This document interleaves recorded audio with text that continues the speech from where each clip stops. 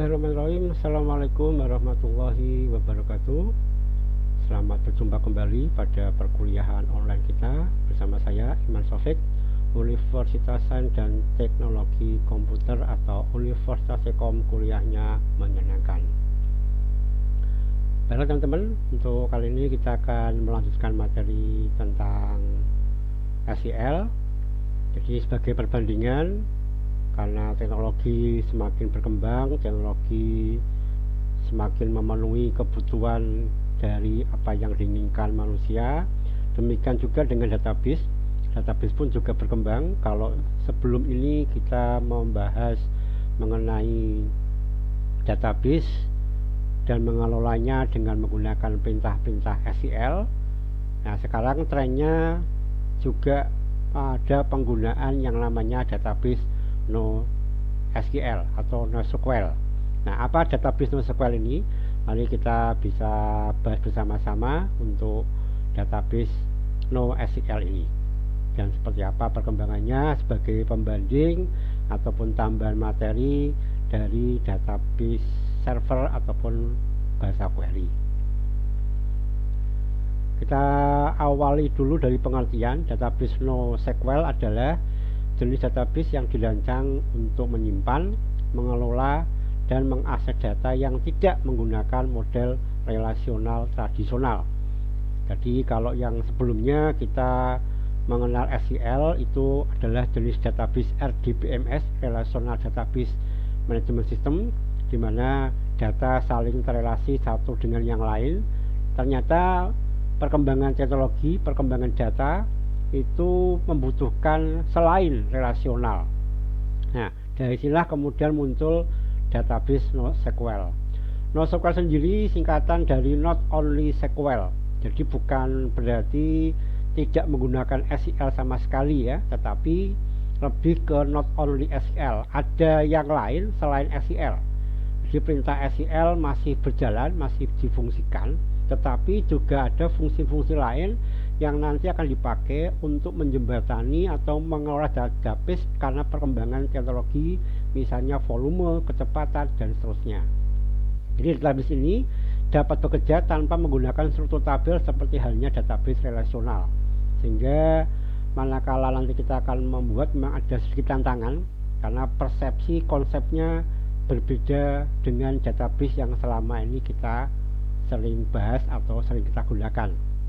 Nah, database NoSQL ini menggunakan berbagai model seperti dokumen, key value, graph, dan atau kolom misalnya. Nanti kita lihat berbagai macam jenis-jenis database NoSQL yang lain ya. Nah, karakteristik dari database NoSQL adalah yang pertama scalability. Jadi database NoSQL ini mendukung skalabilitas horizontal, memungkinkan penambahan server baru tanpa mempengaruhi performa sistem. Jadi kalau kita selama ini menggunakan database SQL itu cenderung databasenya center, databasenya terpusat, berada pada satu server yang sama.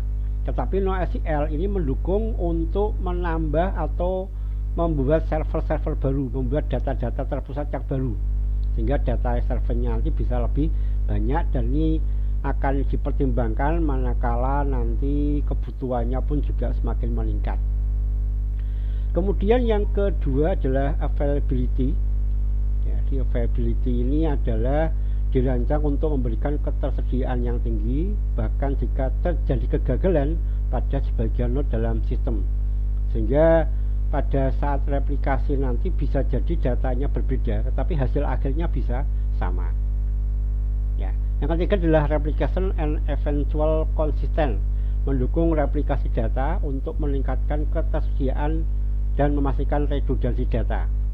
Ini data-data sekarang ini cenderung relatif jumlahnya banyak sehingga redundansi bahkan bisa saja tidak terhindarkan.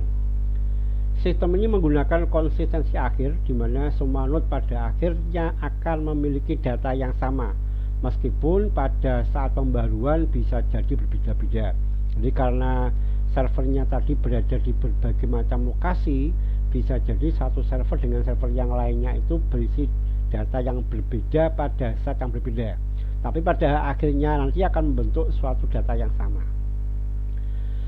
Yang keempat adalah sharing of file, di proses membagi data atau share data menjadi beberapa bagian yang disimpan di server yang berbeda. Yang kelima, high performance data access, yaitu dirancang untuk memberikan akses data yang cepat, baik untuk membaca ataupun nantinya untuk menulis.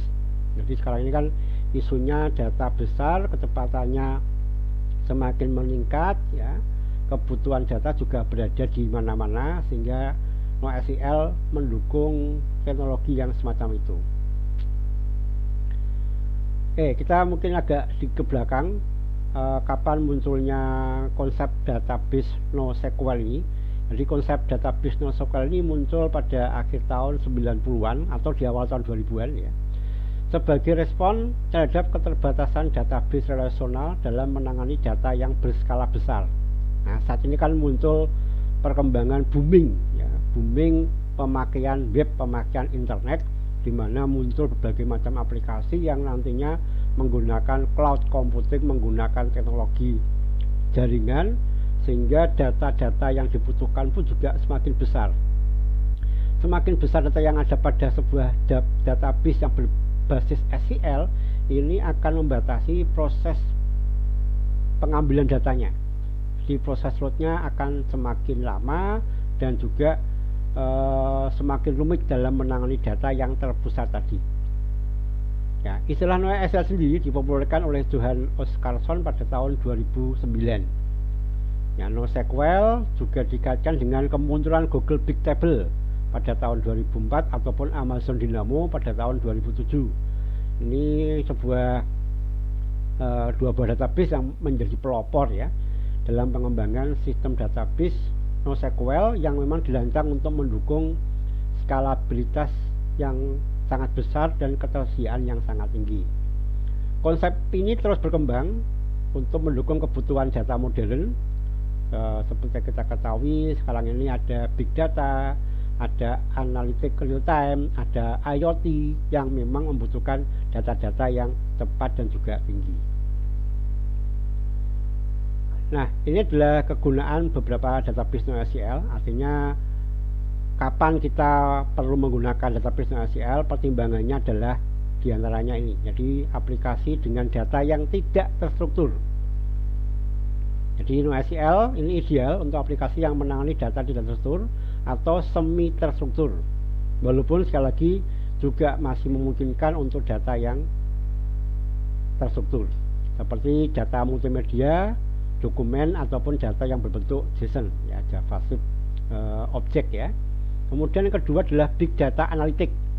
Big data analytic ini mampu menangani volume data yang sangat besar dengan cepat. Jadi NoSQL sering dipakai untuk penggunaan analitik big data.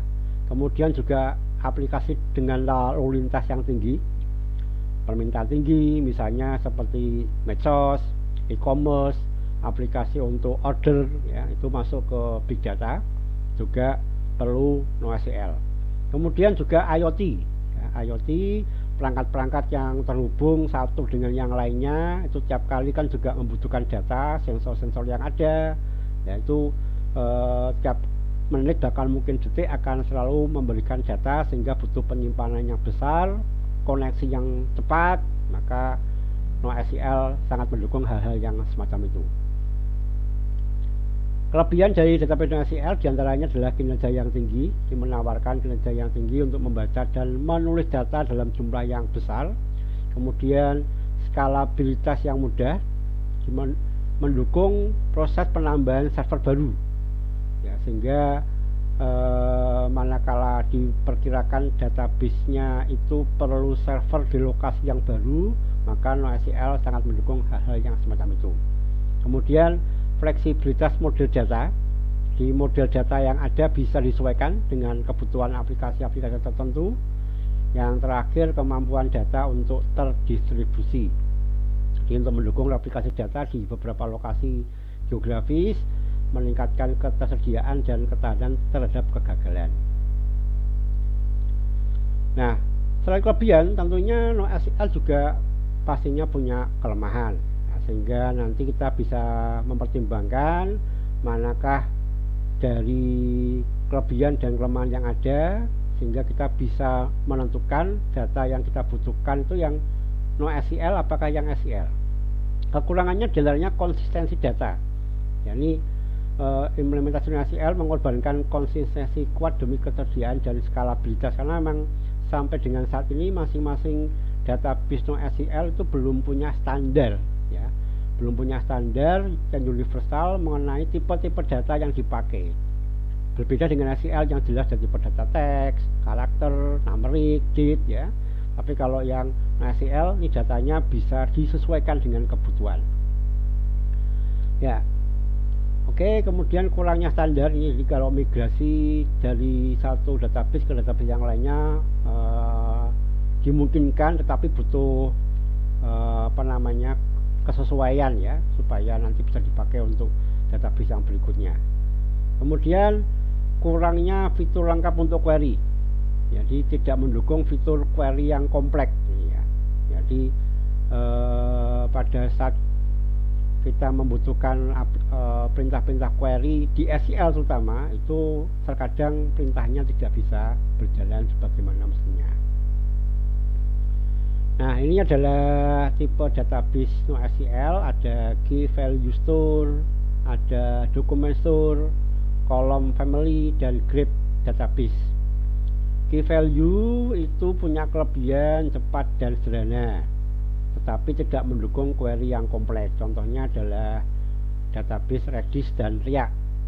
Kemudian yang dokumen yang paling banyak dipakai, ya, itu ada JSON, ada BSON, ada XML yang banyak dipakai di pemrograman perangkat bergerak ataupun mobile. Ini kelebihannya fleksibel, query-nya juga fleksibel. Kemudian kelemahannya adalah kinerja menurun pada dokumen-dokumen yang besar atau kompleks. Contohnya MongoDB dan Codebase. Ini perlu diketahui, MongoDB ini adalah database yang paling populer untuk penggunaan database NoSQL. Kemudian kolom family, sesuai dengan namanya, nanti ada kolom dan baris. Ini biasanya digunakan untuk analitik big data, ya, ini sangat efisien, tapi kurang fleksibel untuk query ad hoc. Contohnya ada Cassandra dan XBase. Dan berikutnya ada juga jenis database NoSQL yang berbasis graph database.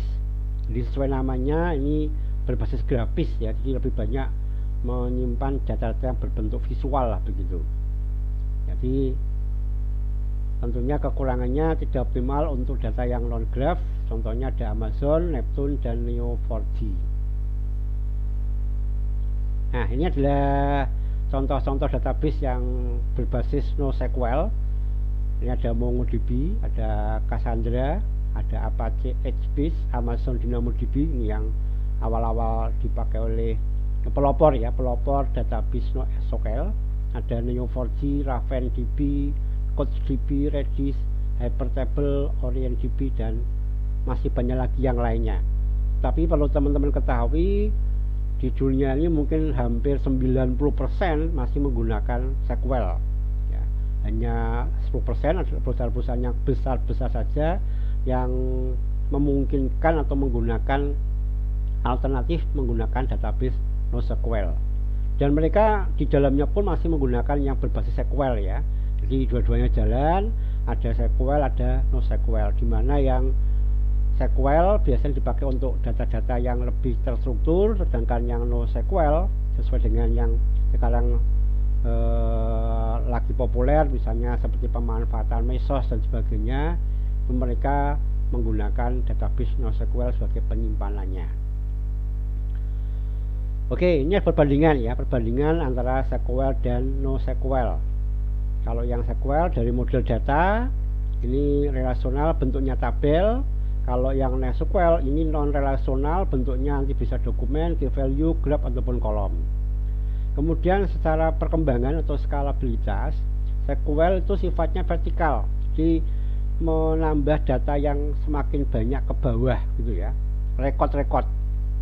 Sedangkan kalau yang NoSQL itu perkembangannya manakala mempertimbangkan proses yang horizontal, menambah lebih banyak server, ya, jadi misalnya nambah tipe data, ini disimpan ke server yang mana misalnya.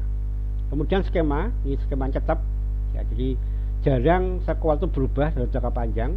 Tapi kalau yang NoSQL ini fleksibel, bisa bahkan mungkin tanpa skema. Pokoknya sekarang butuhnya apa, buat, bisa berubah, sesuaikan gitu ya. Kemudian konsistensi, ini konsistensinya kuat.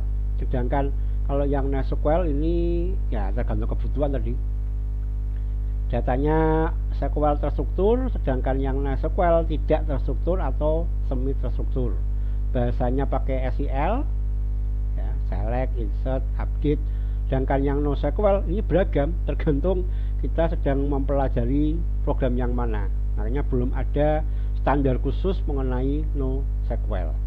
Jadi kalau kita belajar Mongo, kemudian belajar Redis, nanti bahasa pengambilan datanya sudah berbeda lagi.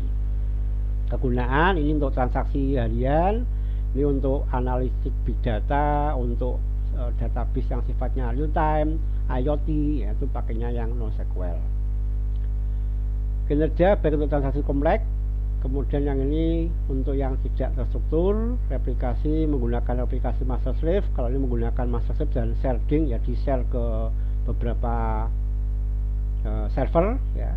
Kemudian untuk komunitas, nah ini karena SQL sudah lama memang, jadi banyak komunitas yang mendukung, sehingga manakala kita ada masalah dengan perintah SQL itu lebih terjamin untuk mendapatkan solusi atau jawaban. Sedangkan kalau pakai NoSQL, karena ini relatif baru sehingga standarnya masih variasi, perlu masuk ke komunitas-komunitas yang berbeda-beda. Nah, ini contoh perusahaan-perusahaan besar yang sudah menggunakan database NoSQL. Ada Amazon, Google, Facebook, Twitter, Netflix, ya, LinkedIn, Adobe, Spotify, eBay, PayPal, Pinterest, Alibaba, Dropbox. Di raksasa-raksasa dunia itu juga sudah menggunakan NoSQL ya. Pantas saja ya, karena memang transaksi yang di tempat mereka ini kan gede-gede. Facebook berapa coba misalnya, atau Google ini tiap detik ya, bahkan mungkin sepersekian detik mendapatkan data baru untuk disimpan ya. Mereka perlu menggunakan database khusus. Nah, database yang digunakan Google namanya Bigtable, Amazon pakai DynamoDB, Facebook ini pakai Cassandra. Dan rata-rata untuk database NoSQL itu open source teman-teman. Jadi open source. Jadi kita bisa menggunakan tanpa perlu berbayar, gitu ya. Nah, ini kegunaannya Amazon itu untuk mendukung operasional e-commerce, Google untuk pencarian, Gmail, Google Analytics ya. Ini menggunakan Bigtable.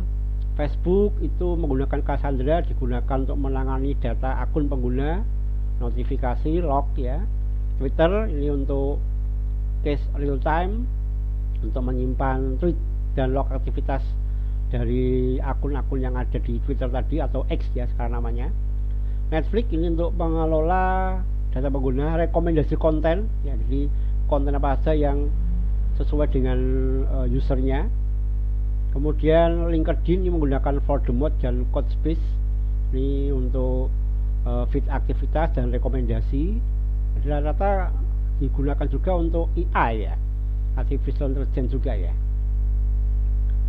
Adobe ini untuk layanan cloud ya, kemudian Spotify untuk pencarian rekomendasi musik, kemudian lagu secara cepat, MongoDB di eBay digunakan untuk mengelola katalog, pencarian dan personalisasi pengguna, PayPal untuk pembayaran ya pakai Codespace dan MongoDB, Pinterest pakai HBase ya, ini untuk mendata pin data visual ya, jadi kan Pinterest kan isinya gambar sama video ya. Nah, ini dipakai untuk mengelola data tadi. Tablestore dari Alibaba, raksasa e-commerce di Cina, ini untuk menangani transaksi e-commerce-nya mereka. Dropbox ya, untuk metadata, sinkronisasi data antara perangkat pengguna. Jadi cukup banyak ya perusahaan-perusahaan dunia yang menggunakan NoSQL. Nah, sekarang pertanyaannya, kapan sih kita harus bermigrasi pakai NoSQL? Jadi perlu teman-teman ketahui seperti yang tadi saya sampaikan, secara garis besar di dunia ini masih 90% menggunakan SQL ya, menggunakan SQL. Jadi kalau kita bicara mengenai aplikasi-aplikasi apalagi untuk perusahaan skala menengah ke bawah, home industry, ya, lokal, itu masih SQL yang digunakan. Mau pakai MySQL, MariaDB, atau SQL Server, itu pilihan-pilihan yang barangkali masih cukup besar pengguna ataupun pemanfaatannya. Sedangkan untuk yang NoSQL ini manakala volume data yang besar, jadi memang data yang dipakai itu tiap waktu bertambah terus dan sifatnya real time, ya otomatis, ya bukan karena dipakai pengguna. Nah ini perlu dipikirkan untuk berpindah pakai data yang NoSQL, apakah pakai Redis, apakah pakai Mongo atau yang lainnya. Kemudian skalabilitas jika memerlukan perpindahan ke server yang baru, jadi ada perencanaan nanti servernya ada di lokasi mana-mana saja, tidak lagi terpusat, maka database NoSQL ini yang merupakan alternatif pilihan yang bisa digunakan atau dipakai. Nah, demikian teman-teman untuk tambahan materi mengenai bahasa query yang bisa saya sampaikan. Untuk berikutnya kita akan menuju ke ujian akhir semester. Silakan dipersiapkan, pelajari mulai dari pertemuan awal sampai dengan pertemuan yang terakhir. Semoga mendapatkan nilai maksimal dan semoga masih diberi umur panjang sehingga kita bisa ketemu lagi pada semester yang akan datang. Terima kasih, saya akhiri. Wassalamualaikum warahmatullahi wabarakatuh. Jangan lupa like.